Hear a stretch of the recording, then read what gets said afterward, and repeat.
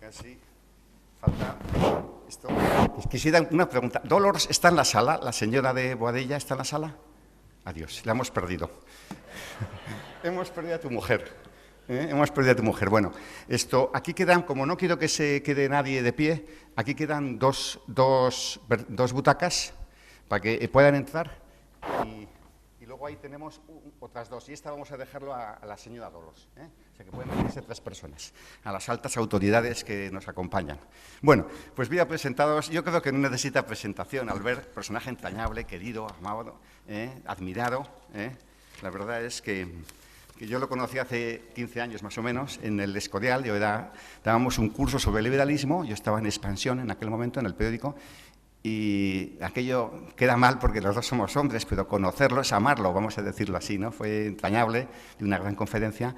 Luego le invité a comer, me regaló un libro maravilloso que les recomiendo que lo lean, Memorias de un bufón, y ahí nos hicimos amigos y les he de decir que le dimos el premio Sociedad Civil, y junto al año siguiente él fue el que leyó la Laudatio de Carlos Herrera, que es otro premio de Sociedad Civil, ¿no? Entonces, bueno, pues que sepan que tienen ustedes un personaje único, esculpido a sí mismo. Y voy a leer una pequeña biografía. Nace en Barcelona en el año 43, estudia en París y teatro en Estrasburgo. Funda el Joglars en 1961. Con esta compañía dirige y crea 35 obras que recorren España, Europa, Estados Unidos y Latinoamérica. Su teatro es una mezcla de popularidad e investigación dentro de la sátira, la comedia, la tragedia y la lírica. El compromiso ético de su teatro con la sociedad crea numerosas polémicas con sus obras. Ya saben ustedes que dio con sus huesos en la cárcel. Hoy lo ha estado comentando en el almuerzo, ¿no? Como los militares no querían sacarlo y Suárez, el presidente, pues quería sacarlo, pero ahí había un problema, año 78, con lo cual ahí había un equilibrio complicado y él se escapa de la cárcel, tiene una historia preciosa que tiene que hacer una novela. Algunas de estas obras provocan procesos de encarcelamiento y exilio. Él se exilió en Francia. A partir del primer gobierno Pujol, sus obras fueron marginadas de cualquier institución oficial, ya fueran teatros o televisiones. Desde 2006 no ha representado más sus obras en el territorio catalán ni ha participado en ningún acto público. Tampoco concede entrevistas a ningún medio de aquella comunidad. Es autor de varios libros de ensayos. Desde 2008 es director de los teatros del Canal de la Comunidad de Madrid, donde ha dirigido diversas producciones líricas como El Pimiento Verdi, Amadeo o Don Carlo de Verdi. Es cofundador de Ciudadanos y miembro de la plataforma Libres e Iguales. Bueno, esto es lo que os digo. Pero yo, sobre todo, les quiero decir que yo, que lo he conocido hace bastantes años y lo he tratado un poquito, es una persona que se ha sabido reinventar y mejorar en lo mejor que encerraba él mismo. Es el desarrollo de una identidad rica, valiosa, siempre volcada a los demás, de hacer feliz la vida a los demás, en su caso pues con el teatro. Y además es un gran intelectual, aunque a él no le gusta que le digan eso de él. Bueno, no quiero robarles más tiempo y ya saben que luego habrá preguntas. Laura pasará con un papelito y pueden hacerle cualquier pregunta. Aquí, por muy políticamente incorrecta que sea, cualquier pregunta. Yo creo que él ha pasado trances más difíciles que cualquier tipo de preguntas. Pero eso sí, se la dan por escrito a Laura, que pasará con unas tarjetas. Albert, es un privilegio tenerte de ti. Pido un aplauso para que él se emocione.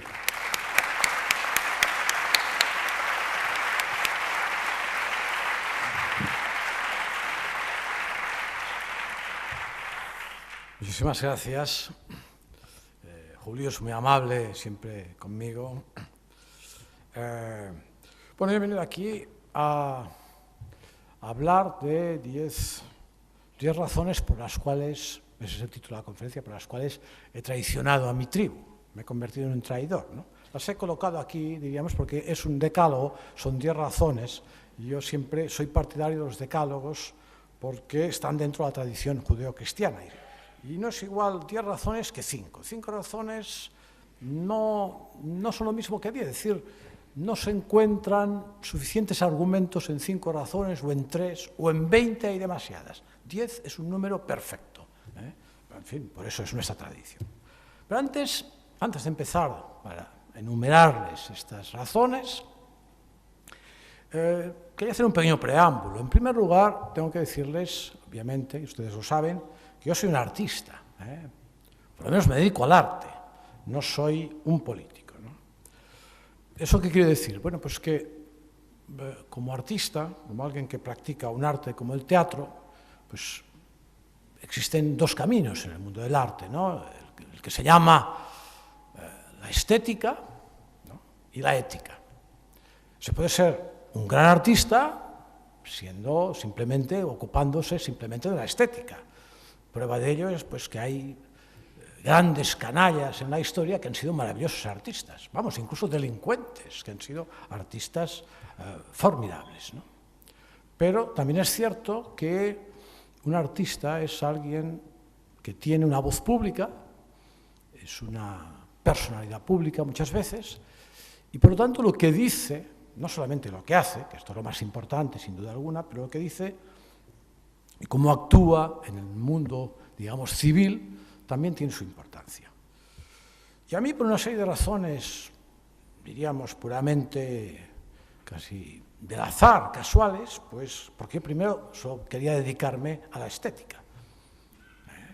Pero me vi obligado, diríamos, también a hacer que mi vida tuviera, por lo menos, unos principios de ética pública. ¿Por qué? Bueno, porque cuando empecé en mi oficio, pues como toda la gente de mi gremio, yo lo que quería era pues, salir del teatro y que hubieran miles de personas pidiéndome un autógrafo, ¿no? O triunfar. Eso era la auténtica vocación, la auténtica vocación de la gente de teatro. La gente de teatro somos todos unos exhibicionistas y nos gusta que nuestra exhibición tenga éxito e interese a la gente, ¿no? Por tanto, yo soñaba pues, con poder un día, en fin, poner mi huella, la mano sobre el cemento tierno de alguna avenida importante, etc. Esas cosas que... Pero hubo una serie de circunstancias, entre ellas la que ha enumerado el amigo Julio, que me hicieron cambiar esta orientación, ¿no? Es decir, después de unos acontecimientos en los cuales a través de una obra fui a parar a la cárcel, y posteriormente yo me encontré con que el público, con que la sociedad, la ciudadanía, pedía de mí también una actitud ética, no solo personalmente, incluso, sino en mis obras, ¿no? Y eso es una fuerza tremenda, es una fuerza arrolladora. A mí me hubiera gustado más lo otro, a lo mejor incluso hubiera sido más rico, pero eso tiene una fuerza muy potente, que es esa necesidad que notas en los demás, ¿no? Y a partir de aquí, pues, por una cosa u otra, siempre he estado pues enredado en algún que otro asunto que muchas veces le podíamos llamar político, pero yo le llamo simplemente cívico. Esta es una de las justificaciones que tenía que hacer. Por lo tanto, mi discurso siempre entiéndalo como el discurso de alguien que tiene una mirada de artista sobre la vida y sobre los acontecimientos, con todo lo que ello implica, y siempre pensando que el arte es una mentira que nos hace comprender la verdad. Yo creo que esta es la base, y también es la base, obviamente, del teatro. Después también tenía que justificar un poco el título, porque hablo de tribu. Yo no digo en un sentido, digamos, en un sentido peyorativo, el término tribu, ¿no? Pero, sin duda alguna, hay momentos en que determinadas comunidades humanas tienen una especie de nostalgia de la tribu. Es decir, cuando pienso concretamente en el caso de mi propia comunidad, la comunidad en la que yo nací, en Cataluña, pues sí he notado en los últimos decenios esta nostalgia de la tribu que se experimenta, se desarrolla en lo que llamamos el nacionalismo, ¿no? Es decir, ¿qué es esto? Pues es una necesidad casi gregaria, ¿no? Nosotros como individuos necesitamos pues, cierto calor a nuestro alrededor, por eso pertenecemos a clubs, ¿no? Un poco como, yo pienso como los caballos, yo que he sido aficionado pues, a los caballos, ¿no? Yo siempre veía que el caballo siempre tenías que apretarlo mucho para que no te llevara a la cuadra otra vez, ¿eh? Siempre quería ir con los demás caballos, ¿no? Yo creo que esto en las personas sucede exactamente lo mismo, no podemos vivir solos y además estamos acostumbrados a que el lugar donde hemos nacido es el lugar más bello del mundo.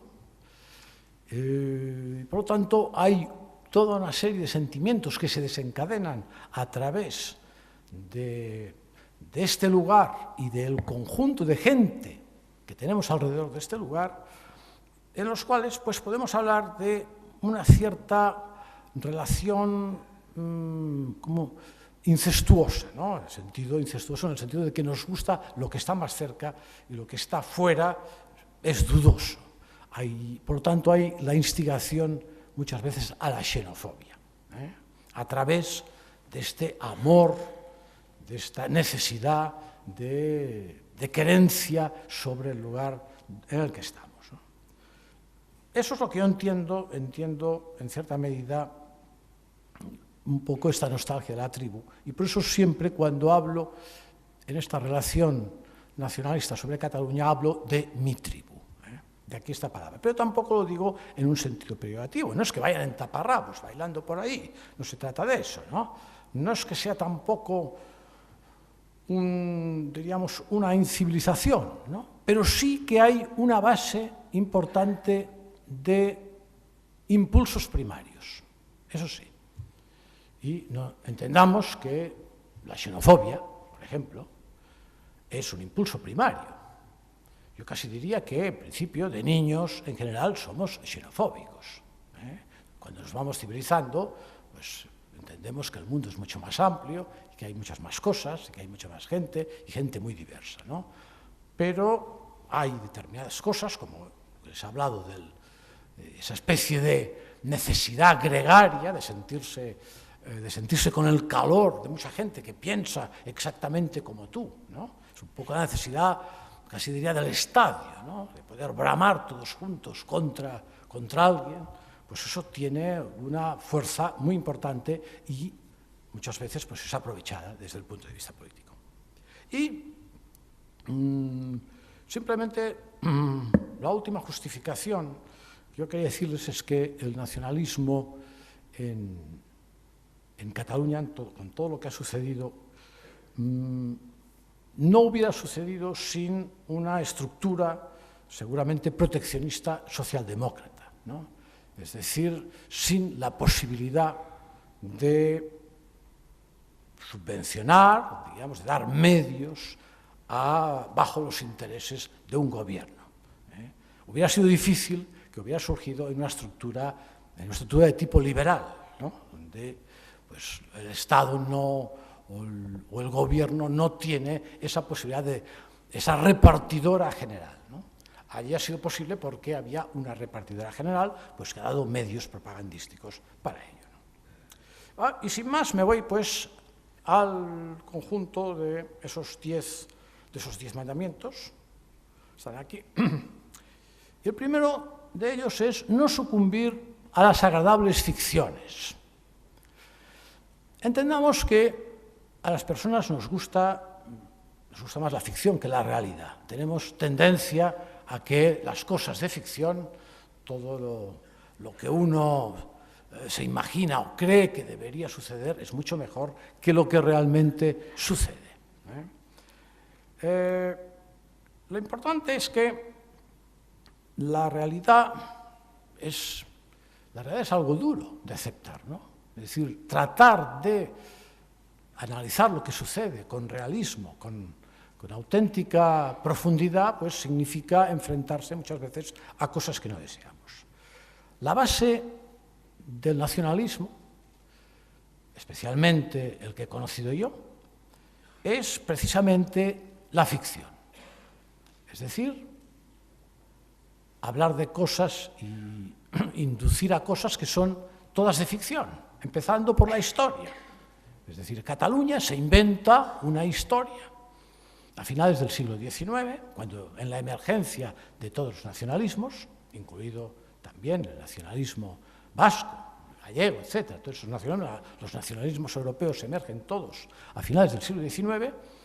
No olvidemos que coincide con una España en una cierta depresión, porque hay la pérdida de las colonias, finales del siglo XIX, pues Cataluña empieza a apuntarse a este carro de una historia romántica, de una historia de ficción sobre su pasado. Y pues empieza a conectar pues, con que Felipe V quitó todos los derechos a los catalanes a través de la eliminación del decreto de Nueva Planta, derechos que eran, evidentemente, derechos feudales, en el fondo, eran los derechos feudales, y presenta como el enemigo a batir, pues España, que ha sido quien le ha robado, quien le ha quitado estos derechos, ¿no? Y se inventa toda una historia que es absolutamente irreal, inexistente. Es decir, Felipe V simplemente lo que hace es modernizar el Estado español. Bueno, su reinado, en este caso, ¿no? Lo hace en la forma francesa a través de la administración. Elimina los privilegios de los catalanes, pero también les da los mismos derechos que el resto de los españoles, porque los catalanes no podían ir a América, pueden ir a América en vez del Mediterráneo como tenían antes. Por lo tanto, a partir de este momento, la propia Cataluña se enriquece muchísimo. Esas maravillosas masías que se ven en estos lugares de Cataluña, en el Ampurdán, en la Plana de Vic, etc., pues son casas tan fantásticas. Las ampliaciones están hechas precisamente justo en el reinado de Felipe V. Pero, posteriormente, casi 200 años más tarde, pues se vuelve otra vez hacia el pasado, hacia esa historia que hasta entonces no había habido conexión alguna en esta historia romántica de los catalanes. Esta es la historia del nacionalismo catalán y empieza, insisto, a finales del XIX. Y empieza de una forma muy curiosa, que es, primero, con lo que llaman el catalanismo, ¿no? Es decir, una especie de regionalismo moderado, porque nosotros pues, tenemos cosas que son distintas del resto de los españoles.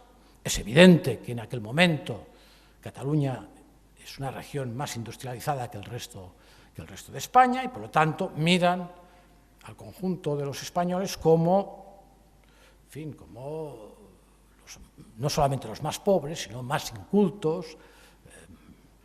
Hay más suciedad en el resto de España, ¿no? Hay una mirada, diríamos, ya de superioridad. Nosotros tenemos hechos diferenciales, los nuestros, porque son mejores que los de los demás, ¿no? Y, por lo tanto, se apuntan también a la leyenda negra española.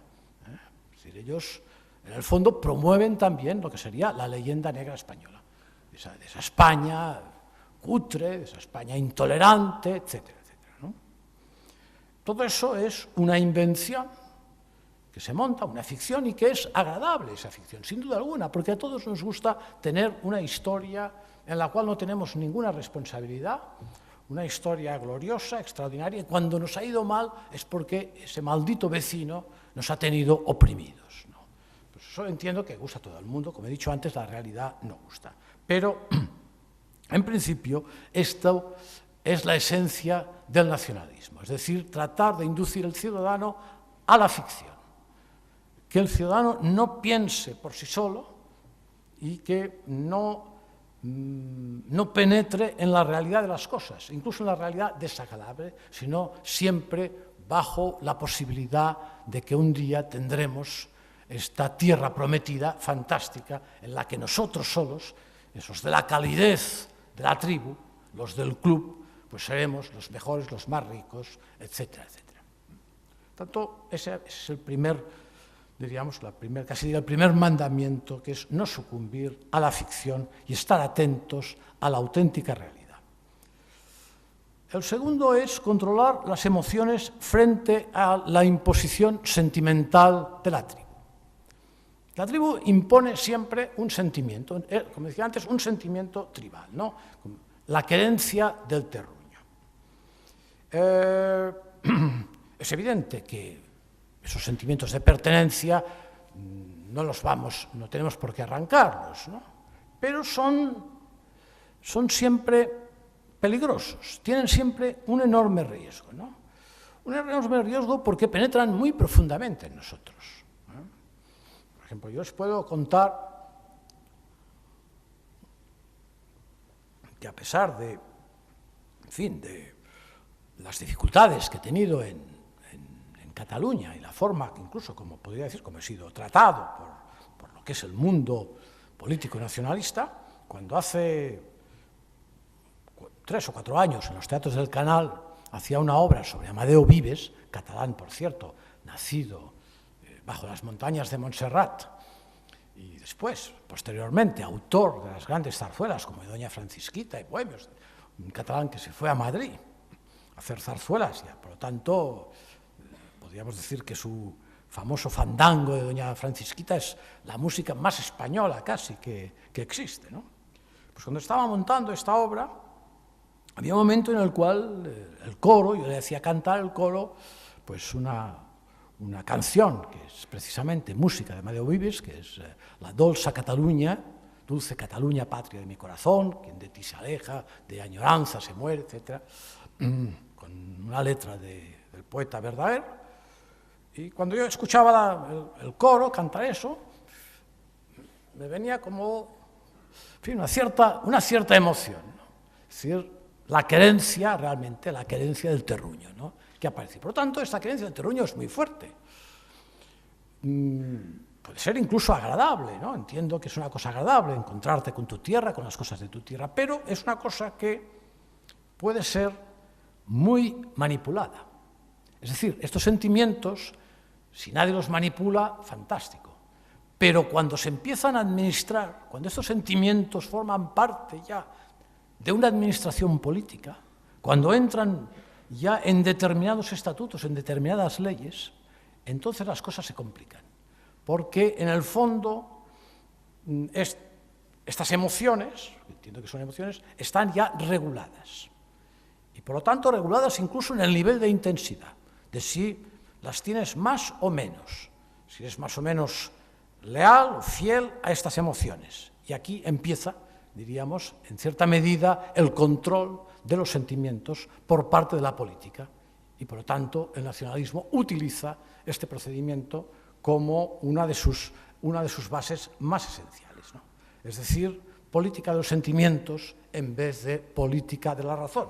A nosotros nos interesan los políticos simplemente porque nos lleven la razón, porque nos administren perfectamente, pero nada más, que no entren en los sentimientos. De los sentimientos ya nos ocupamos cada uno de los ciudadanos, y cada uno tiene los suyos y tiene derecho a los suyos, sentir los que sean.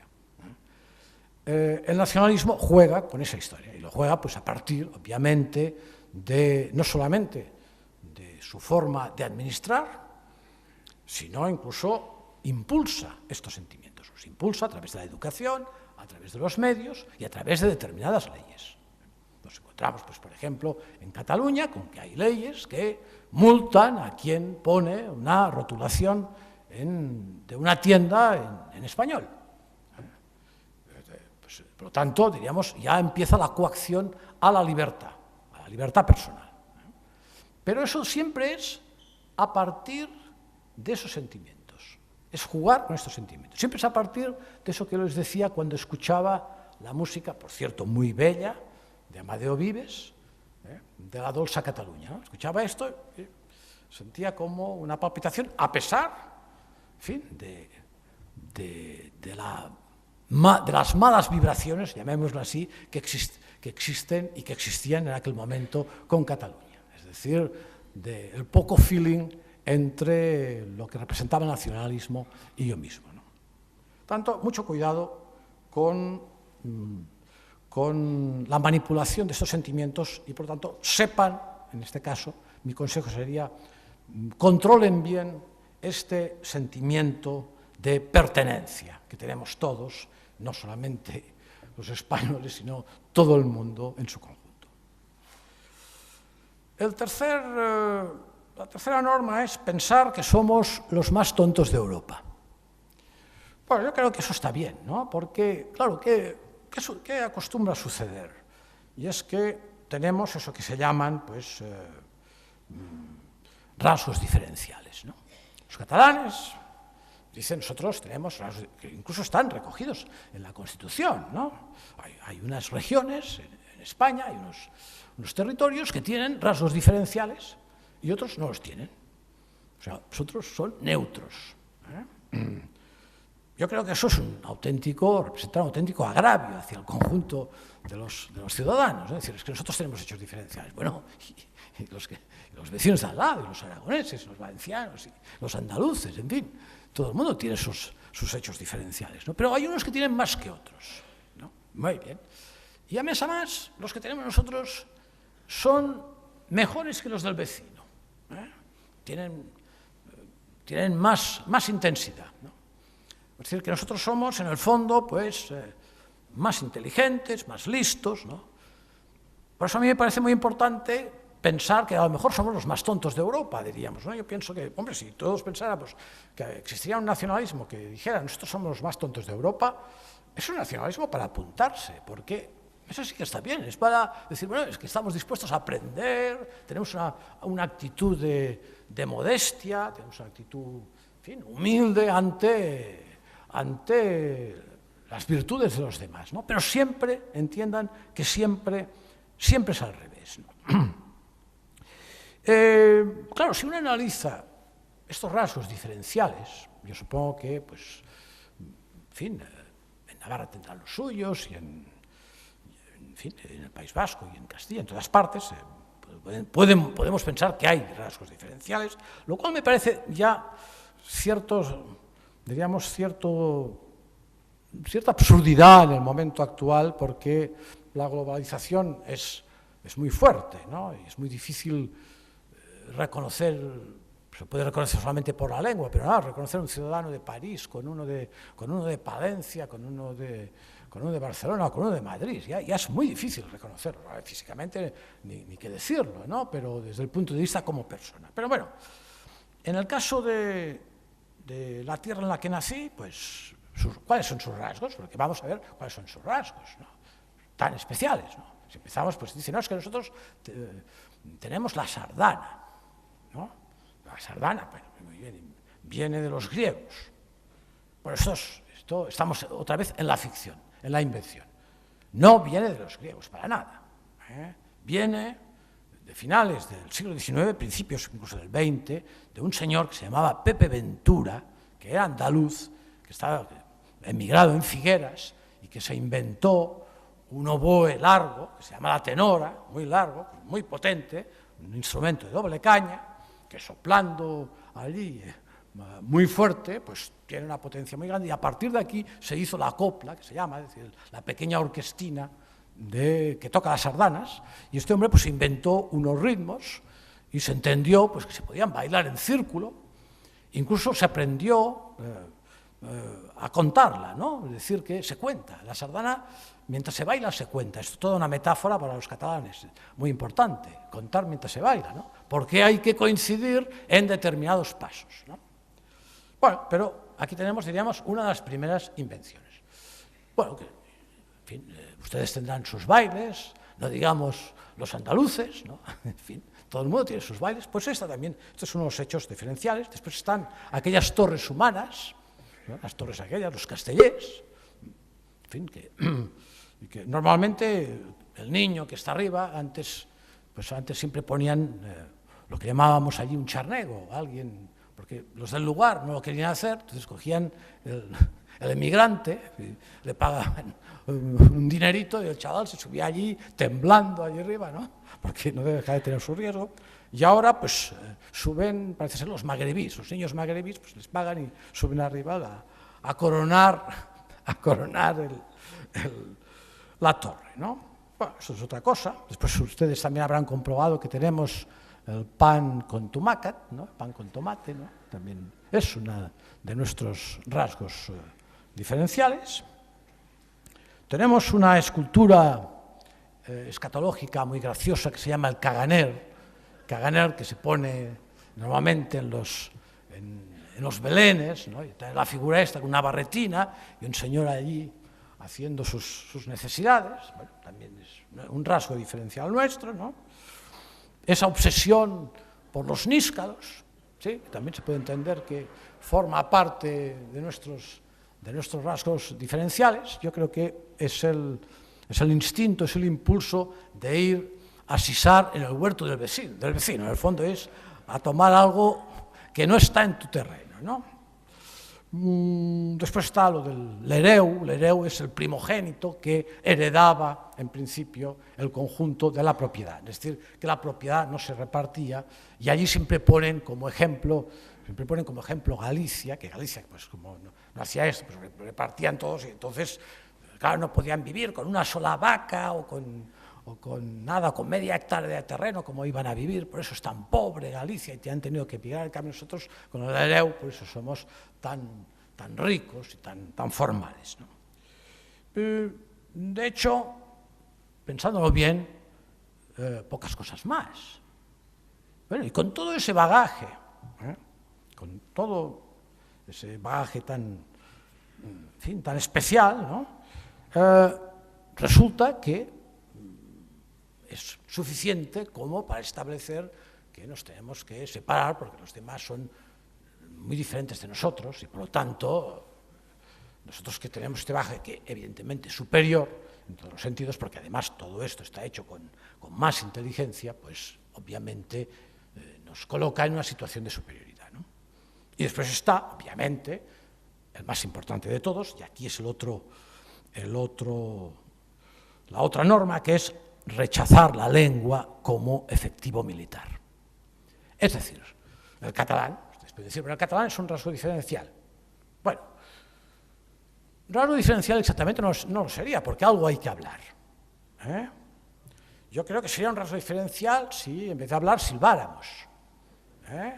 Esto sería un rasgo diferencial importante en relación al conjunto de Europa. Estaríamos muy bien considerados, formaríamos parte protagonista de la UNESCO, etc., ¿no? Pero resulta que tenemos una lengua, que es el catalán, que parece un dialecto del español o viceversa, el uno dialecto del otro. Quiero decir que si yo les hablara muy lentamente en catalán, el 90% de lo que digo lo comprenderían perfectamente. Es más, si leyeran pues, un libro en catalán, que quizás ya lo han hecho, pues prácticamente comprenderían todo lo que... Y viceversa, en el caso de que un catalán pues, no supiera una palabra de español, pues podría leer perfectamente el español. Por lo tanto, no estamos hablando de la lengua como un hecho diferencial muy notable, puesto que una lengua, cuando es muy diferente, sí que cambia en cierta medida algunos impulsos casi del cerebro, ¿no? en la forma como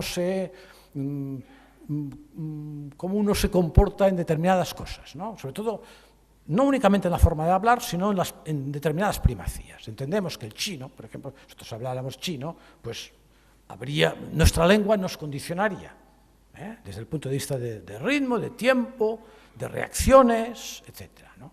Pero cuando las lenguas son tan iguales, pues no hay diferencia de comportamiento, no pueden afectar para nada, diríamos, una diferencia en el comportamiento. Por tanto, diríamos, yo entiendo que el catalán, pues sí, bueno, es un hecho especial que se puede conservar, está bien. Yo he dicho cosas que entiendo que no han gustado para nada a los catalanes. He llegado a decir que hubiéramos sido más felices, o por lo menos hubiéramos estado más tranquilos sin el catalán. Yo creo que si hubiéramos hablado español, habría muchas situaciones que no se habrían producido y nos hubiéramos ahorrado muchísimos problemas, porque, claro, el catalán ha sido realmente utilizado como efectivo militar. Es decir, ha sido, de alguna forma, la barrera constante para cortar cualquier relación con el resto de los españoles, ¿no? Es decir, siempre es esta diferencia, ¿no? Tanto, una cosa que, como una lengua que tiene que servir precisamente para entenderse, para comunicarse y para comprenderse los unos con los otros, pues ha servido para todo lo contrario, para el desentendimiento y para el problema, casi muchas veces, el propio problema interior en Cataluña. En el fondo, las lenguas, cuando no sirven, desaparecen. Quiero decir, una lengua es una cosa funcional. si no sirve para entenderse, si una lengua no tiene utilidad, pues vamos, es mejor que desaparezca. Las lenguas son potentes cuando son eficaces, cuando sirven para entenderse incluso mucho más allá de las propias fronteras. Mi propia hija, cuando estaba últimamente en un trabajo en Holanda, pues los holandeses, de la universidad, decían: oye, ¿por qué no aprendes holandés? Y ahí dijo: hombre, con una lengua inútil le tengo suficiente. Hay una parte de razón, eso es evidente, ¿no? Si hubiera estado, no hubiera dicho lo mismo, pero si hubiera estado en Estados Unidos o incluso en Rusia, ¿no? Es decir, los ámbitos lingüísticos son mucho más amplios, ¿no? Por lo tanto, en este sentido, entiendo que el catalán hay que conservarlo, sin duda alguna, está bien, pero no hay que forzar esta conservación. Es decir, no hay que proteger una lengua. ¿Qué quiere decir proteger una lengua oficialmente? No hay que protegerla para nada, se protege por sí sola. La protegen sus magníficos poetas, sus grandes dramaturgos, sus grandes oradores, la protegen pues, los que la hablan, esta lengua, ¿no? Y los que son pues, grandes industriales que rotulan con su lengua productos incluso en el extranjero, etc. Estos son los que protegen una lengua. Y cuando esa lengua deja de servir, imagínense, los propios catalanes acabaron con el latín. Siempre les digo lo mismo, ¿no? Sí, no se puede acabar con el catalán. Bueno, pero vosotros acabasteis con una lengua muchísimo más importante que era el latín. Tanto, una lengua cuando no sirve, se acaba. Que sirva de efectivo militar es la forma de acabar con una lengua. Esto sin duda. Y protegerla es un mal síntoma. Protegerla es un boomerang. Otra norma es huir cuando se habla de cultura catalana. O sea, esta cuestión de la cultura catalana, como si dijéramos cultura navarra o aragonesa, hay que andarse con mucho cuidado, ¿no? Cultura es una cosa muy amplia. Decir que hablar de cultura catalana, ¿qué significa? Que es algo que solo se hace en Cataluña. Si entendemos que el pan tomàquet pues forma parte de la cultura, en fin, digamos que forma parte de unas costumbres, pero no entiendo yo eso exactamente como una cultura. Es como si el bacalao, el pil-pil también entendiéramos que forma parte de la cultura, ¿no? Pues sí, entendemos que una cocina tiene que ver con una cultura porque forma parte de los productos del lugar, etcétera. Pero entiendo que la cultura es algo mucho más importante, ¿no? Nosotros pertenecemos a una cultura de herencia cristiana, como el conjunto de España, como Francia, como Italia, etcétera, como muchos otros países de Europa, ¿no? Esto sí, esto es una cultura importante, importantísima, ¿no? Que además lleva más de 2000 años, ¿no? Por tanto, es una cultura que la entendemos todos, nos es propia, nos entendemos entre ella, entendemos la pintura, la música, que nos es común, etcétera, etcétera, ¿no? Pero de una cultura catalana, ¿qué entendemos? El folclore, es decir, la cultura de un país es el folclore. Hombre, no es suficiente para entender lo que es una cultura. Entiendo que podríamos hablar de una cultura española, posiblemente, pero tenemos que incluir a Portugal, y tenemos que sisarle también una parte de territorios a Francia para entender lo que es la cultura española. Está el Rosellón, está la parte vasca, etcétera, incluso la parte navarra. Por tanto, no tiene unos límites geográficos tan exactos una cultura para decir, no, es que esto empieza en la provincia de Lérida, se acaba en la de Tarragona y aquí en el Pirineo, ¿no? Eso no va así. La cultura es un hecho muchísimo más amplio. Por lo tanto, cuando se habla de la cultura, es absolutamente inexacto, ¿no? Es más, ¿qué ha sucedido con la cultura catalana? Pues la cultura catalana ha servido para hacer una distinción importante, sobre todo, como he dicho antes, a través de la lengua, a base de las subvenciones. Es decir, por eso el mundo de la cultura en Cataluña, el 90% del mundo de la cultura, está por el nacionalismo, por la secesión. Pero ¿Por qué están por el cesio? Pues simplemente porque ha significado todo ese movimiento secesionista es el que ha subvencionado. Es el que ha venido subvencionando todo el conjunto de la cultura. Y esa cultura, queramos o no, pues ha sido una cultura dirigida, con un dirigismo muy importante. Tal dirigismo que, por ejemplo, en Cataluña, las subvenciones que se dan al teatro, pues si son sobre obras catalanas, hay la posibilidad de tener una subvención. Pero una obra en español, solo si es una obra clásica, porque ya no se atreven con no subvencionar un Calderón o un Lope de Vega. Pero nada más. Por lo tanto, aquí hay dirigismo cultural. Es decir, se trata, diríamos, de hacer una cultura con unos límites y con unas barreras concretas. Por tanto, hay un dirigismo cultural muy importante y absurdamente se le llama a esto cultura catalana. No existe, insisto, no existe. Existe una cultura mucho más amplia en lo que son todos los territorios españoles, que está mezclada la una con la otra. No sabemos dónde empieza la una y dónde acaba la otra. Es un auténtico mestizaje cultural el que tenemos en nuestra nación. Tenemos otra norma que es no polemizar nunca con nacionalistas. ¿Por qué? Por una cosa lógica, ¿no? ¿Cómo no se puede polemizar nunca en cuestiones religiosas? Es decir, cuando hay cuestiones de fe, pues uno no puede polemizar con el otro, eso es lógico. Es decir, la polémica, entiendo que una polémica dentro de una propia religión, pues es posible, pero fuera de ella, pues decirle a uno, oiga, ¿usted por qué es cristiano? ¿No es cristiano? Pues porque creo en Dios. Pues no me gusta, ¿qué le vamos a hacer? ¿No? Tanto, con los nacionalistas sucede lo mismo. Entiendan que el nacionalismo, especialmente en Cataluña, ha sustituido en parte la religión, se ha convertido en una religión laica. Yo las religiones laicas las temo muchísimo, son enormemente peligrosas. Las que conocemos, pues, en fin, conocemos su historia y sabemos perfectamente los límites, las dominamos, sabemos las religiones conocidas, ¿no? Pero las religiones laicas tienen una tendencia extraordinaria al fanatismo.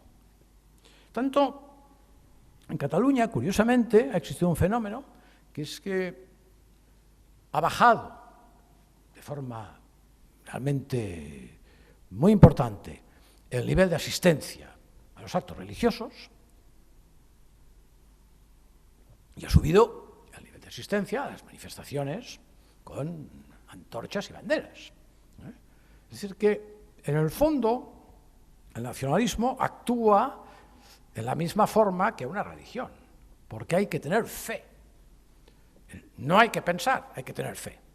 Es evidente pues, que cuando uno es religioso, pertenece a una religión, pues lo esencial es que tenga fe. El análisis casi diría que es imposible, porque si fuera claro para todo el mundo, si la existencia, pongamos por el caso, de Dios fuera clarísima, porque lo hemos visto, pues entonces no habría que tener fe, se necesita forzosamente la fe. Es más, no hay tampoco por qué analizar demasiado, o tienes fe o no tienes fe, y listos. No es a través de la lógica o de la ciencia que se llega a la fe. En el nacionalismo le sucede lo mismo. Es decir, hay que tener fe en los valores patrios, en la consecución de esta gran utopía, de esta gran tierra prometida. Tanto, discutir con los nacionalistas no sirve de nada porque además ellos imponen siempre su lenguaje. Es el lenguaje de los sentimientos. Es que este es mi sentimiento. Claro, contra eso, ¿qué vas a decir? No hay posibilidad de discusión. Es decir, si uno pone por delante es que estos son mis sentimientos, bueno, pues estos son los míos, ¿no? ¿Qué le vamos a hacer? Es decir, que yo no discuto nunca con nacionalistas, como no discuto tampoco con antitaurinos, ¿no? Eso también es una norma que entiendo, precisamente porque entiendo que en la actitud del antitaurino siempre hay una parte fanática, porque él cree que tiene razón, y yo como taurino creo a veces, tengo dudas sobre mis razones. Es decir, asisto a la plaza y pienso, ¿es moral, es ético lo que estoy ayudando a promover o no? O sea, yo siempre tengo mis dudas, él no tiene. Esta es la diferencia, por tanto, no hay discusión posible. El fanatismo tiene este problema. Después, otra norma es protegerse de la contaminación. Esto es muy importante porque el nacionalismo va irradiando una enorme contaminación desde el punto de vista de determinados valores patrios, ¿no? Es decir, va adoctrinando al conjunto de los ciudadanos. Los adoctrina ya en la escuela. No olvidemos que España tiene en la transición un inmenso error, que es el traspaso de las competencias de educación a las comunidades autónomas. Eso es una cosa que no sucede en otro país de Europa y que, extrañamente, en España, seguramente por determinados complejos, pues, frente a los nacionalismos, cede esto que a mí me parece terrible, no solamente desde el punto de vista político, sino incluso desde el punto de vista de la educación. La educación es un fenómeno de una nación, es un fenómeno general de toda la nación.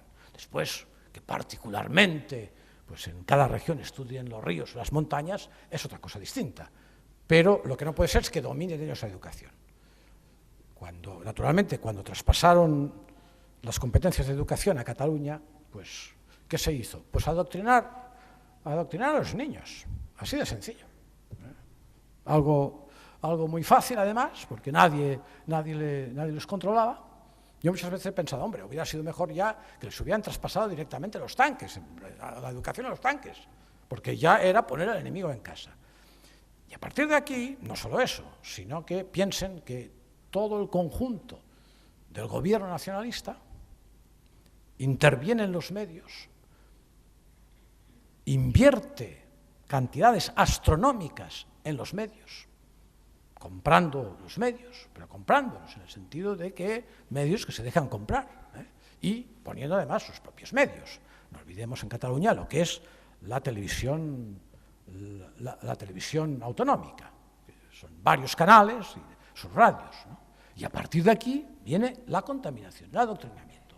Mucha gente se pregunta, ¿pero cómo es posible que los catalanes, en fin, tan sensatos ellos, se puedan dejar engatusarse en la situación en la que están y puedan pensar que, en fin, que no nos van a echar de la Unión Europea si hay una separación?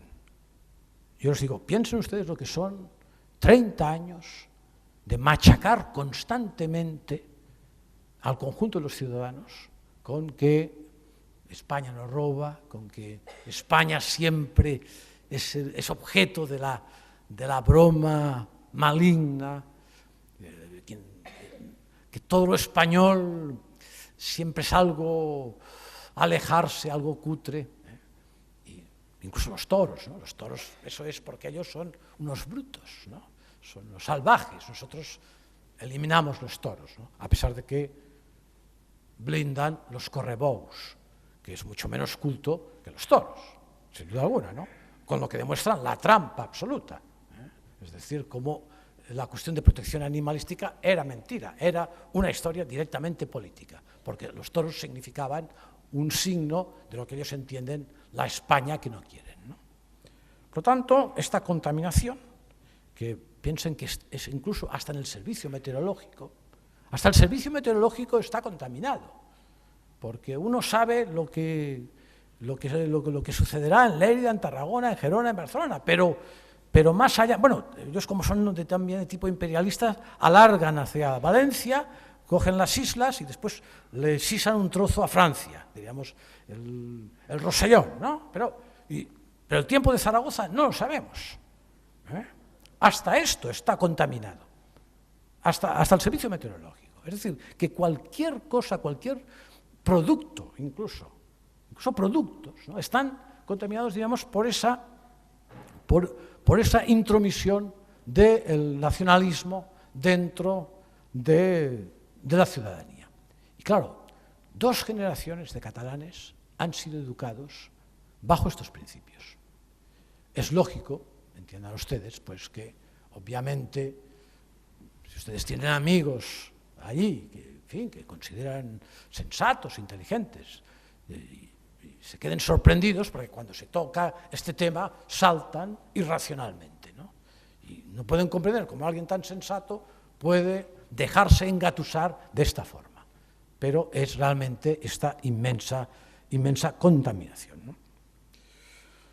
Después, hay otra cosa importante, que es huir asiduamente del territorio tribal. Es decir, por lo menos cíclicamente, ¿no? Es decir, lo que llamaríamos la secta tribal impide la percepción externa y la mirada distanciada. Es decir, estar siempre en el mismo territorio, en el mismo lugar, pues al final, claro, sí que hay unos elementos de contaminación importantes, sobre todo si hay estructuras contaminantes tan importantes como las que allí se han vivido. Por lo tanto, es muy importante, por eso ya lo decía Unamuno, lo decía alguien más, que era muy importante viajar, ¿no? Decía, el nacionalismo se acaba viajando. Yo creo que es importante por lo menos oxigenarse, salir, conocer otras sociedades, otras personas. Eso, digamos, es como una defensa primaria, es una defensa absolutamente primaria y necesaria, ¿no? Por lo tanto, sigo en la misma dirección que se decía antiguamente, que el nacionalismo, se decía también, se acaba leyendo, pero también se acaba viajando, ¿no? Yo creo que el problema, diríamos, es que con mucha facilidad uno puede entrar en la inducción paranoica, ¿no? Mire, en Cataluña nosotros éramos... Sí, vamos bien. ¿Voy cortando? ¿Voy bien? No, tienes el tiempo que necesites. ¿No? En Cataluña éramos, yo decía siempre, esquizofrénicos, ¿no? Esquizofrénicos porque, lingüísticamente, porque pasábamos de una lengua a la otra con una enorme facilidad. Yo decía, es una esquizofrenia, porque estábamos la mitad aquí y la mitad allí, ¿no? Pero lo más peligroso es lo que ha venido sucediendo últimamente, que es la imposición de una patología mucho más peligrosa, que es la paranoia. Es decir, hay una paranoia, se ha inducido una paranoia desde el punto de vista de la contaminación, como os decía antes, una paranoia, diríamos, que es pensar que hay un enemigo común. Eso une mucho, sin duda alguna. El enemigo común une mucho, pero lo sabemos los que hemos vivido pues, la época de la dictadura. Teníamos el enemigo común y lo que éramos la oposición en aquel momento, como oposición, estábamos muy unidos, ¿eh?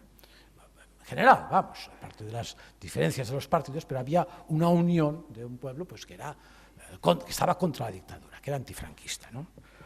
Pero en este caso, claro, nos encontramos que la unión es frente al enemigo español.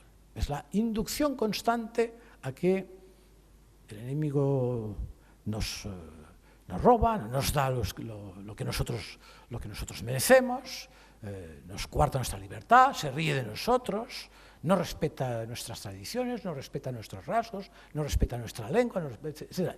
Toda una serie de invenciones en las cuales consiguen que incluso muchísimos ciudadanos que no son catalanes digan, hombre, tienen una parte de razón.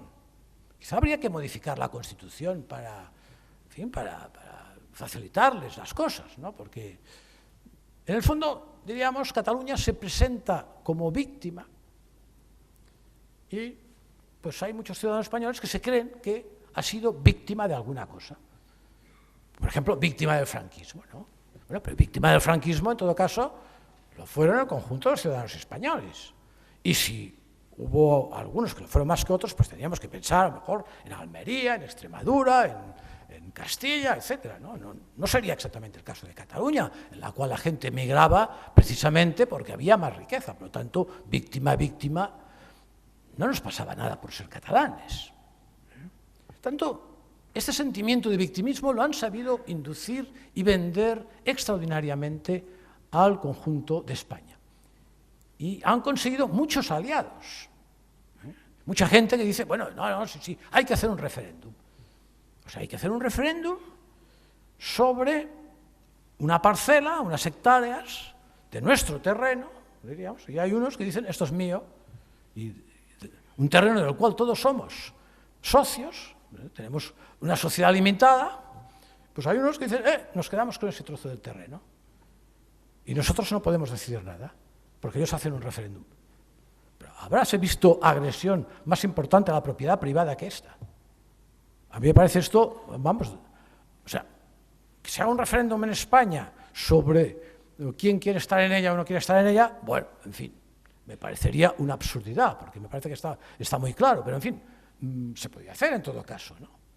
Pero que se haga un referéndum unilateral en Cataluña, con un terreno del cual somos propietarios, o son propietarios el resto de los españoles, bueno, esto es un caso de apropiación indebida, vamos, es un robo absoluto. Pues esto, hay muchísima gente que, del resto de España, digamos, copropietarios, que tendrían que estar alertas a que no les robaran sus hectáreas, que están de acuerdo, ¿no? Y esos son, tengo que decir, los que más detesto. Lo digo así con esta claridad, porque aún, en fin, prefiero ya directamente los nacionalistas que no esos, como se decía en el catecismo, esos sepulcros blanqueados. Y ahora ya voy muy rápido en las dos últimas cosas, que es pues un consejo, pero también una norma, transferir los ahorros fuera del alcance de la tribu. Yo creo que esto es importante, porque visto lo que acostumbra suceder pues, con los nacionalismos, se acaba pagando, y pagando mucho esto. Es decir, la fiesta cuesta muy cara. Tanto, lo mejor, como medida preventiva, es asegurarse los ahorros, pero que no nos quiten los ahorros. Ya nos matarán a impuestos, ya nos quitarán lo que puedan, pero los ahorros es mejor, es un consejo que yo siempre doy y que además he practicado, obviamente. Y el último de todos, este es uno personal, es una catarsis personal, digamos, tener una gran alegría cuando pierde el Barça. Pero esto entiendo que es una cuestión personalísima, pero es, en todo caso, una catarsis. También hay que darse algún placer. No todo tiene que ser el masoquismo de aguantar a esa gente. Tanto hay que darse algún placer cuando suceden estas cosas. Desgraciadamente lleva unos años que pierde poco. Es decir, que tengo pocos placeres en este sentido, ¿no? Tengo que decirles que esa historia del fútbol pues, ha llevado precisamente una parte de la vanidad del nacionalismo. Es decir, eso del Barça, que es más que un club, ¿no? Es más que un club, ha sido real en este sentido, ¿no? Es decir, ellos han creído que el Barça, en el fondo, pues eran los almogávares, era su ejército, ¿no? Y, bueno, en fin, ponerlo todo en un partido de fútbol, pues ya se ve la calidad del nacionalismo, ¿no? Que a mí ya me parece patético, ¿no? Pero así es, y así ha sido. Ustedes se preguntarán cuál es el futuro. La verdad es que es un futuro muy incierto. Yo tengo la impresión que el día que los catalanes noten la fuerza de lo que es un Estado, no quiero decirlo en el sentido ya militar, ¿no? Sino desde el punto de vista de cumplimiento de la ley. El día que noten que, en fin, que pertenecen a un Estado potente, importante, como es España, que, en fin, que no son las Islas Caimán, es un Estado reconocido en el conjunto del mundo, y noten pues, que este Estado tiene unos mecanismos, y tiene unos mecanismos para hacer cumplir la ley también, ¿no? Es posible que las cosas tengan un giro. Yo siempre he creído en esto, porque piensen que ellos durante 40 años no han sabido lo que era el Estado. Han tenido un intermediario que ha sido precisamente anti-Estado, que ha sido el gobierno catalán, que ha luchado contra el Estado. Por lo tanto, el día que vean que ellos, en fin, son españoles, porque el Estado español pues, ha colocado, diríamos, una serie de normas en relación al desmadre jurisdiccional que existe allí, es posible que se silencien muchas cosas. Es posible que se calme el personal. Yo recuerdo el caso concreto, ya en el País Vasco, de la cúpula de Herri Batasuna, que los que nos lo mirábamos alejados pensábamos, pero aquí ahora se va a organizar una guerra. Y no sucedió nada. Mal no recuerdo, dos señoritas del juzgado subieron muy bien vestidas, subieron a buscar a los responsables de Herri Batasuna y bajaron, pues, tranquilamente, y se sometieron a la ley. Por lo tanto, esta yo creo que es la única solución viable y posible. Quizás si pierde el Barça un poco más, es posible que también ganemos en este sentido, ¿no? En todo caso, pues entiendo que la aplicación de la Constitución es nuestra única defensa, es nuestra única arma y nuestra única posibilidad. ¿Tengo un minuto? Sí, un minuto, sí. Pues un minuto. Yo, para terminar, quería leerles una cosa un pequeño artículo que he hecho para un periódico el domingo, para El Mundo, una parte de esto que es el epílogo, un nuevo epílogo a Ubú. Ustedes saben que yo hice una obra que se llamaba Ubú President, donde salía el señor Pujol y donde los niños del señor Pujol, salían unos niños con unas maletas llenas. Estoy hablando de los años 80, ¿eh? Es decir, que había una parte de premonición en aquella obra, ¿no? Bueno, aparte, yo creo que bastante parte. Lo que pasa es que me quedé corto, ¿eh? Esto es verdad. Además, en las maletas aquellas pues cabían en aquel momento máximo 1 millón de pesetas. Imagínense ustedes 1 millón de pesetas al lado de la cantidad de millones de euros. Es decir, que me quedé corto en todos los sentidos, ¿no? Y la realidad me ha superado y pues yo la he hecho, el Ubú, mucho más importante que el mío. Entonces, me pedían que hiciera un epílogo para Ubú. El epílogo es el siguiente. Ustedes saben que ha habido una noticia reciente, ¿no?, que había un olor a mierda directamente en Barcelona, ¿no? Lo han dicho los periódicos, que tremendo, ¿no? Se ha expandido por todas partes, ¿no? No sabían de dónde salía, ¿no? Yo digo aquí, los ciudadanos colapsan el 112, un olor a mierda invade Barcelona. Noticia real aparecida en los medios el 18 del 11 de 2015. Ahora, por mi cuenta y riesgo, yo digo, el olor se extiende por todo el territorio catalán, pero sorprendentemente no sobrepasa sus límites. Algunos dicen que el epicentro está situado en la plaza de Sant Jaume, pero pasado un tiempo cualquier villorrio parece el núcleo. Con anterioridad al efluvio apestoso, los ciudadanos habían reflejado algunos signos inquietantes. La mayoría llevaba en el coche la pegatina de un burro autóctono en contraposición al toro bravo, aunque no consta que la exaltación del burro produjera ningún escrúpulo entre la gente. Al iniciarse la difusión del tufillo contaminante, se produjo una cierta inquietud entre unos pocos ciudadanos. Sin embargo, la mayoría, con el tiempo y su buena voluntad, encontraron la fetidez ambiental como un perfume delectable. Únicamente los que venían del exterior olían la pestilencia y huían asqueados. Los territorios colindantes lo denunciaron a la OMS, pero este organismo alegó que se trataba de un asunto interno. Y a grosso modo, su estudiado dictamen venía a decir más o menos que sarna con gusto no pica. Los ciudadanos más sensibles al hedor emigraron fuera. No obstante, pasado un tiempo, los del lugar, en sus viajes al exterior del territorio fétido, encontraban el aire insípido e irrespirable y les sobrevenían ataques emotivos de querencia al terruño. Para contrarrestarlo, tenían que llevar consigo unos sprays de aire pestilente de la patria que valían un riñón. Los más modestos se pasaban horas con la cabeza en el excusado añorando el tufo de la tierra. Los capos de la propagación pestilente reclamaron a la UNESCO una atención especial por la singularidad del hecho. Esta organización, siempre tan atenta a consagrar piedras, paisajes, cabriolas y bailes, declaró aquel tufo como patrimonio inmaterial de la humanidad.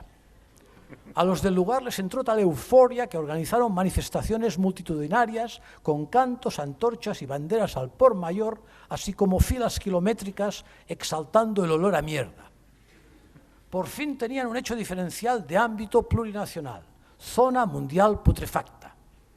Finalmente, los territorios vecinos, en solidaridad con los que se asfixiaban allí dentro, arrestaron a los responsables de la podredumbre. Todos ellos, políticos, periodistas, profesores, gentes de la cultura y parte del pueblo llano, fueron juzgados en el macroproceso Montserrat-Nuremberg por un delito de genocidio a la salud olfativa y mental de sus conciudadanos. La numerosa población con síndrome de abstinencia se fue rehabilitando lentamente bajo una terapia de choque tan simple como eficaz, basada en desintonizar algunos canales del televisor. Las condenas dictadas por el tribunal no pudieron hacerse efectivas porque los responsables de la podredumbre se hallaban en estado de descomposición debido a su apego por lo putrefacto. El día 12 de octubre, millones de personas salieron a la calle gritando «Mai més», «Nunca más», «Viva España».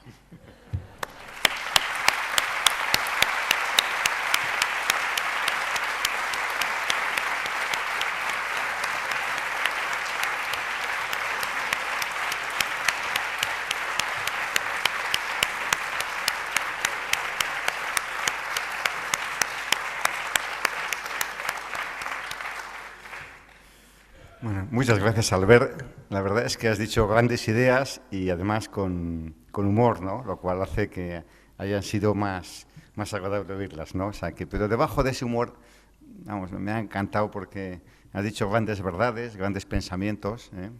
Pero bien, hay demasiadas preguntas para que se puedan contestar todas y honradamente me van a permitir que coja las que tienen mejor letra.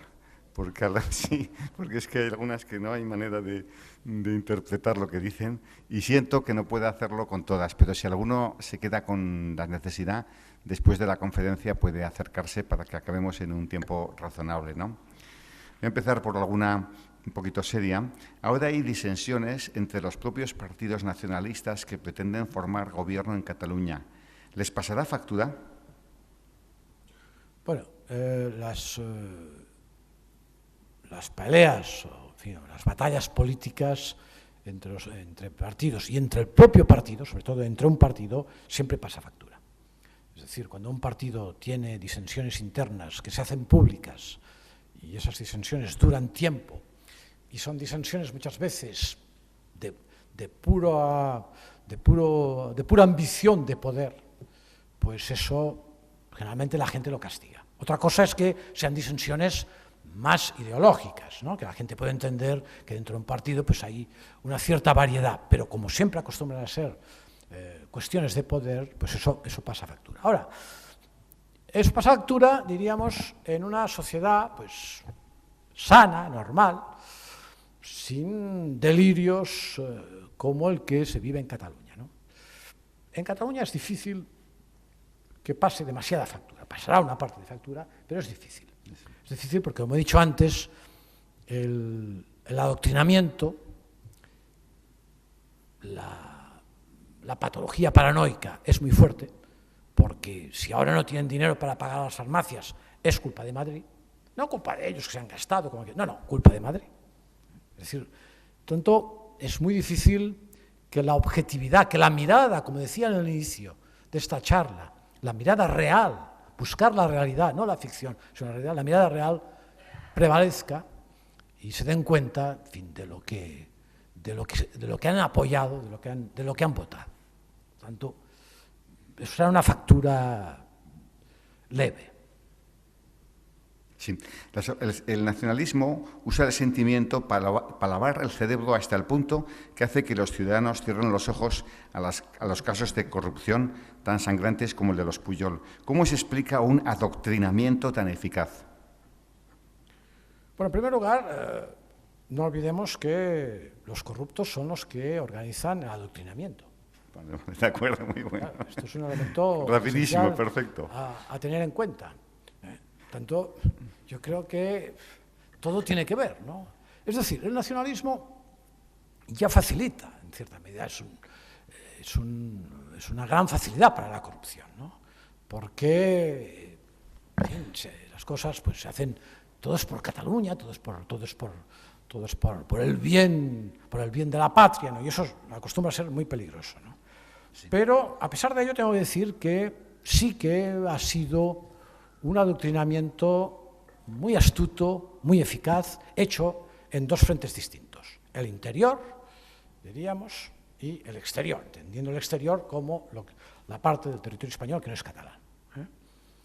El uno, pues clarísimamente colocando esa paranoia de la que les hablaba, el enemigo que ya viene, en fin, ya desde antes de los reyes católicos casi, es decir, los agravios vienen, bueno, en fin, de siglos y siglos. Y los otros, los acomplejados, conseguir acomplejarlos. Es decir, que tengan complejos frente a Cataluña y que cedan, porque, como decía antes, hombre, los pobres catalanes también, ellos tienen derecho pues, a sus cosas, a sus rasgos diferenciales, etcétera, etcétera, etcétera, ¿no? No hay que olvidar que también la connivencia entre los distintos partidos nacionalistas y nacionales, pues también ha sido muy importante. La necesidad del voto de los nacionalistas, pues ha jugado a favor de los nacionalistas siempre. Toda esta contaminación también ha tenido que ver con los propios intereses de los partidos nacionales. Una o dos preguntas. En Navarra tenemos que aplicarnos este decálogo. Con otra pregunta, ¿se podría aplicar este mismo decálogo al País Vasco? No, yo creo que muchas diferencias. Hombre, sí que hay diferencias en relación a la sardana, el chistu y a estas cosas así, diríamos. Hay diferencias en la lengua, seguramente, ¿no? Vasco sí que es una lengua muy distinta, de esto no hay duda. Tendríamos que pensar si no es una lengua que ha sido rehecha en cierta medida, ¿no? Es decir, que en cierta medida pues también, no sé si el catalán que en este momento se habla en Cataluña se podría decir que es exactamente el catalán, es un catalán aséptico, que hay muchas partes de Cataluña que casi no lo entienden. Tanto, yo creo que es perfectamente trasladable, porque el nacionalismo, dejémonos de sueños, el nacionalismo siempre es lo mismo. El nacionalismo siempre acaba mal. Nosotros tenemos una experiencia importante en Europa, que es el siglo pasado. El siglo pasado fue terrible. El nacionalismo creó millones y millones de víctimas en Europa. El siglo más sanguinario de la parte conocida de la humanidad fue el siglo pasado. Y una parte importante de este siglo fue promovida por el nacionalismo. No lo olvidemos. Una parte importante de este mundo sanguinario. Una parte de la guerra civil estaba el nacionalismo en medio. Eso no hay que olvidarlo. Estaban otras cosas, estaba evidentemente el ataque a la religión, estaban muchas otras, pero estaba también el nacionalismo, el separatismo. Y no olvidemos una cosa muy concreta. Que yo sepa, el nacionalismo ha causado más de 1000 víctimas a España. Tanto, no es una cosa buena. Como dice mi mujer, el nacionalismo es pecado. Sí, muy bueno. Sí. Bueno, vamos a ver. Una pregunta muy rápida. ¿El sentimiento catalán nace o se hace? ¿El sentimiento? Catalán, sí, el sentimiento catalán. Ah, no, se hace. Se hace absolutamente, porque está lleno de conversos Cataluña. Vale. Los conversos, que son gente que ha venido de fuera, ahora son los más furiosos de todos. Siempre ha sucedido así. Como los conversos que teníamos en España, que eran enormemente furiosos, ¿no? Pues ha sucedido. Sí, no, se hace. No se nace con esto. ¿Tiene algún fundamento veraz la leyenda urbana de que el presidente Pujol propició la inmigración de ciudadanos del Magreb versus de Sudamérica? Sí. Sí, porque claro, es evidente que la inmigración latinoamericana, la inmigración, en fin, que habla nuestra lengua, pues significa una contaminación muy importante para lo que es el conjunto del nacionalismo, ¿no? En cambio, el Magreb, diríamos, tiene pues una posibilidad, claro, alguna lengua tiene que aprender, pues el catalán. Y automáticamente, pues claro, por efectos prácticos. Por efectos prácticos porque una de las cosas que ha hecho el nacionalismo es que si no sabes catalán, te encuentras marginado en Cataluña en este momento. Este es el problema. Es decir, que el catalán, pues si eres profesor de universidad o si eres juez, etc., tienes que saber el catalán. Por lo tanto, claro, es evidente que la emigración que viene pues, del Magreb, antes que el español, pues prefiere estar un poco en las élites de la sociedad, es una forma de remontarse a una mejor posición, pues aprende el catalán, sin duda alguna. Está hecho estratégico. Todo lo que sucede está hecho estratégicamente. Yo creo que la base del separatismo está en el complejo de superioridad, pero no se habría producido si los catalanes tuvieran ventajas. Hemos acordado y conseguido que tal cosa se vende como un gran éxito hasta que lo consiguen los demás. Totalmente injusto, pero real. Bueno, los catalanes han sido una sociedad muy protegida. Desde el punto de vista, me refiero, del conjunto del Estado español. Durante la época de la dictadura, no se podía montar una fábrica de tejidos fuera de Cataluña. Cataluña tenía el monopolio. Es una cosa de Franco. Es decir, cuando dicen que Franco fue su enemigo, hombre, pues se hicieron todos esos grandes nacionalistas, se hicieron todos millonarios con Franco. Ha tenido, por lo tanto, pero no de ahora, sino de mucho tiempo anterior, incluso de finales del siglo XIX, ha tenido un gran proteccionismo. La industria catalana, lo que es la industrialización catalana, ha tenido un enorme proteccionismo. Y se han acostumbrado a esta protección. Por eso reclaman tanto. ¿Qué han hecho mal los diferentes gobiernos de España para llegar a la situación actual en Cataluña? Y luego una otra pregunta que dice, ¿cree usted que Zapatero es el principal responsable del comienzo del proceso secesionista actual? A la primera, ¿no? La primera que es... Sí, ¿qué han hecho mal los diferentes gobiernos de España para llegar a la situación? Yo creo que sí, que han hecho cosas mal, ¿no? Yo creo que no han sabido detectar el problema. O sea que han preferido mirar hacia otra parte y se han equivocado de método. Han pensado que, un poco alimentando al monstruo, pues el monstruo se calmaría. Y se han equivocado totalmente, pero ha sido al revés. Es decir, ellos dicen, bueno, no, pero es que hay un nacionalismo moderado. No existe. Este nacionalismo moderado no existe. El nacionalismo avanza siempre, siempre avanza, siempre quiere más, más y más. Siempre está insatisfecho.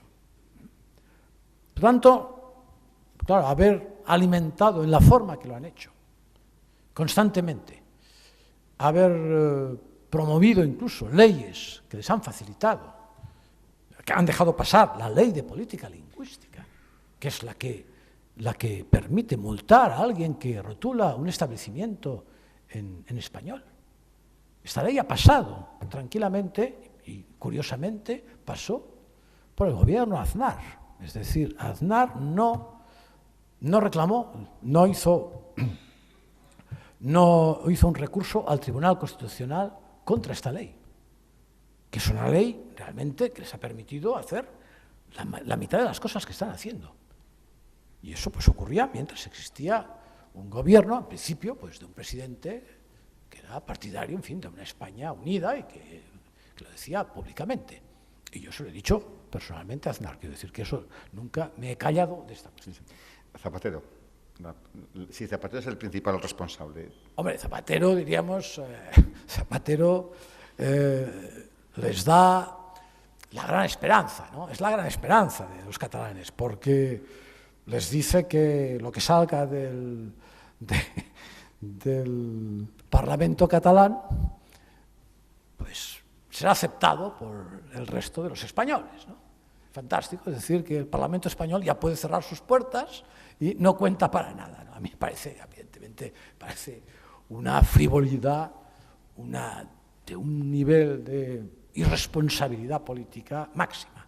Pero claro, los catalanes pensaron, nunca habíamos tenido una oportunidad como esta, es como si estuviéramos antes del 1714, esto es fantástico. Ya tenemos la independencia. Yo creo que los catalanes, cuando vieron Zapatero, dijeron, esta es la nuestra. Esto seguro. Tanto yo creo, tengo que decir públicamente, que Zapatero me parece uno de los gobernantes más irresponsables que ha tenido España. Sí, dos preguntas muy rápidas. ¿Tiene el nacionalismo vuelta atrás? ¿Tienen los catalanes más simpatías o antipatías a algunas comunidades que a otras? Bueno, los catalanes tuvieron durante mucho tiempo, hablo de los nacionalistas, porque hablar de los catalanes también es una globalización, los catalanes nacionalistas, ese 49% o 48%, no sé cuántos, esos tenían, diríamos, una gran simpatía al País Vasco, porque además entendían en una época que su ejército era ETA, que no tenían necesidad ellos de tener ejército, ya tenían a ETA en el País Vasco que trabajaba para ellos, o sea, trabajaba, diríamos, para poner ya una causa de separación, ¿no? Esto sucedía así. La prueba de ello es que hemos visto cómo es que Republicana, los nacionalistas, pues, en fin, tenían ciertas connivencias, y lo primero que hizo el gobierno tripartito, en el caso de Carod Rovira, el primer acto que hizo fue irse a Perpiñá a hablar con los terroristas. Por tanto, sí que había esta connotación, ¿no? Ahora no les tienen tanta simpatía al País Vasco porque creen que están demasiado callados. Yo ya me imagino por qué están callados, ¿no? Pero, en fin, eso sería otro cantar. ¿No cree que el catalán no nacionalista es muy, muy conformista? Es que es muy... estoy de acuerdo, sobre todo en el caso, este es muy grave, el caso de los industriales, el caso del mundo de los negocios. Es decir, ¿cómo es posible el silencio de los industriales catalanes, por ejemplo, ¿no? Durante tantos años, sabiendo que eso era un desastre, que sería un desastre económico, que no les beneficiaría en nada? El miedo que han tenido, ¿no? La cobardía que han tenido, ¿no? En el caso, diríamos, ya de la gente, de los ciudadanos, hay una parte comprensible, ¿no? Es decir, uno se siente abrumado. Yo vivo en un pueblo de 500 habitantes. Bueno, vivo en Madrid, una parte de mi vida se hace en Madrid, pero sigo teniendo la casa en un pueblo de Lampordán de 500 habitantes, en el que el 95% del pueblo, pues, votó por la independencia. El 5% que hay que no votó por la independencia, pues se encuentran con esa masa a la cual enfrentarse a ella significa estar discutiendo con el vecino, peleándose con el vecino constantemente, ¿no? Y prefieren, obviamente, y humanamente, casi diría sensatamente, prefieren el silencio. Y abren la televisión y abren la radio, claro, el bombardeo es constante, ¿no? Tanto hay que ser también caritativo con esa pobre gente que han aguantado tantos años este delirio, ¿no? Sí, sí. Aquí le piden que sea profeta, porque dicen, pronóstico de cómo va a terminar el proceso de sedición puesto en marcha. ¿Cómo va a terminar el proceso? Proceso de sedición, sí, que hagas de profeta, te están pidiendo. Pues ya lo hemos visto aquí, yo lo he contado, ¿no? Sí, sí. Es decir que, cuando hablo de putrefacción, yo creo que sí, hay, como decía en Hamlet, algo huele podrido en Dinamarca, ¿no? Es una frase de Hamlet, ¿no? Yo diría, algo huele podrido en Cataluña, sin duda alguna, desde todos los puntos de vista, desde el punto de vista de la corrupción, digamos, ¿no? Pero desde el punto de vista de saltarse la ley, pasarse la ley por el forro, de una cierta demencialidad, a ver quién la dice más gorda, cada vez hay que decir una insensatez mayor, es como un concurso de insensateces constante, y eso es una degradación. Cataluña está socialmente en un estado degradado. ¿Por qué? Podríamos decir, no, pero está en un estado revolucionario. No, no es verdad. No es verdad. La revolución en la Europa, en la sociedad del bienestar, no es posible. Es decir, se equivocan. Es decir, la CUP no tiene futuro. No tiene futuro porque hoy en día la revolución no es posible. A la gente les les quitas un fin de semana, les jodes un fin de semana y ya, entonces sí que se revolucionan. Sí, a veces hay gente que cuando se equivoca el servicio meteorológico, la gente se ponen locos y quieren ejecutar al meteorólogo, porque unas horas del fin de semana, ¿no? Esto es una sociedad del bienestar. La sociedad del bienestar no está para revoluciones. Lo digo frente a determinados partidos en Cataluña y frente a algún partido también en España. Sí. La gente quiere una cierta moderación y, es decir, la gente tiene mucho que perder. No estamos en los años 30 del pasado siglo. Todo el mundo tiene mucho que perder. Quién más, quién menos, que si sus pisitos, que no sé qué y tal. No, revoluciones con banderas y gritos, las que sean, no hay problema. Pero pasar de las banderas a los actos, cuidado, que no está para eso. Sí, una pregunta. ¿Es el nacionalismo o no hijo natural del liberalismo? Y lo afirma un catalán. No, el nacionalismo es todo lo contrario. Es todo lo contrario del liberalismo. El nacionalismo es la intervención total del Estado. Hombre, el gran nacionalismo que conocimos en Alemania, ¿qué era? El Estado supremo, el Estado como un dios, diríamos, ¿no? Había Hitler en la posición de Dios, y el Estado que se introducía en todos los repliegues, ya no de la sociedad, sino de las personas. Entonces, es todo lo contrario. Los catalanes se quejan del centralismo de Madrid, a veces, de leyes nacionales, del Estado.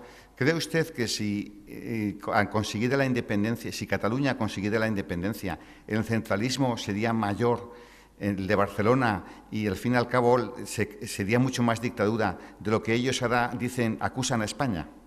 Bueno, sin duda alguna, porque lo primero que no permitirían es que la provincia de Gerona, que es la que tiene la máxima renta per cápita, se largara de Cataluña, con un referéndum, claro. Eso es lo primero eso ya no lo permitirían seguro. O que los de Tarragona dijeran, nosotros nos quedamos con España. Sí. Eso no se permitiría de ninguna manera. Hombre, entendamos que el nacionalismo solo funciona cuando se subvierte la democracia. Diríamos que nacionalismo y democracia son dos palabras que no concuerdan perfectamente. A ver, quedan muchas, vamos a hacer nada más 3 para acabar en hora, ¿no? Te ruego que sea un poquito breve porque la gente ya tiene que bañar los niños.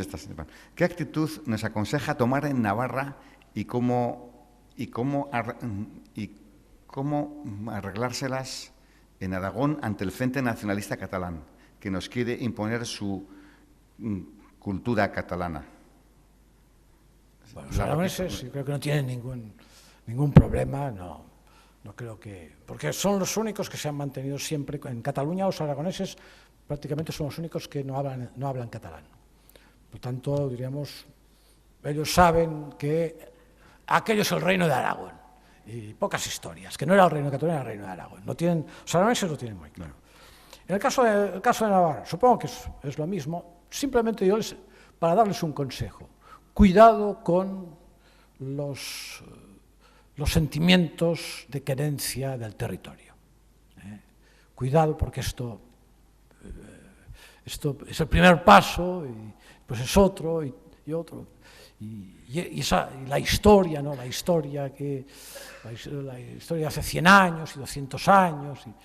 Sí. Miren la realidad y piensen que aquí al lado hay una nación que lo hizo fantástico, que fue Francia. Y los franceses, yo creo que los franceses, la parte de Navarra, de Francia, la parte vasca y la parte incluso catalana, son muy felices siendo franceses. Están contentísimos siendo franceses. Sí. O sea que... Las dos últimas preguntas. Dice, ¿no cree que la tan deseada reforma constitucional pasa por arreglar el problema actual español mediante eliminar el Estado de las autonomías, sustituirlas por un Estado descentralizado administrativamente, retomar en cualquier caso las competencias de educación, sanidad y orden público? Bueno, yo creo que eso es complicado, ¿no? Es complicado. Entendamos, retirar cosas ahora de las autonomías tendrá que ser algo hecho con sentido común y con sentido práctico. Retirar las autonomías no lo creo. Ahora ya están, ¿qué se va a hacer? Es decir, no convertirlo en un federalismo, ya lo es, ya casi lo es. En todo caso, lo que hay que hacer es igualar los derechos de los territorios. Luego ha habido varias preguntas. Que son los derechos de las personas. Hay 7 preguntas que no puedo hacerlas, a una no entiendo la letra, a otra tampoco sé lo que dice, que si quieren pueden hacerla. Y hago ya la última pregunta, que a su vez ha habido varias similares, ¿no? Es por algo que ha ocurrido en Pamplona. Gombrich decía que no existe el arte, sino que existen los artistas. ¿Se puede considerar más artista a una persona que ofende los sentimientos más profundos de la sociedad con sus obras? Se refiere a un acto que ha habido en Navarra. Mira, el artista, esencialmente, el artista hace su trabajo, su comunicación a través de la belleza. Por eso se llama artista. La belleza es el elemento esencial. Yo puedo ser, en fin, muy crítico, muy feroz con quien sea, pero tengo que hacerlo obligadamente, no tengo que hacerlo, sino que me sale de dentro la necesidad que aquello tenga belleza. Belleza porque está bien hecho, porque es bello, porque es bonito, porque ensalza, diríamos, el gusto por la vida y es algo positivo, incluso dentro de la crítica más feroz.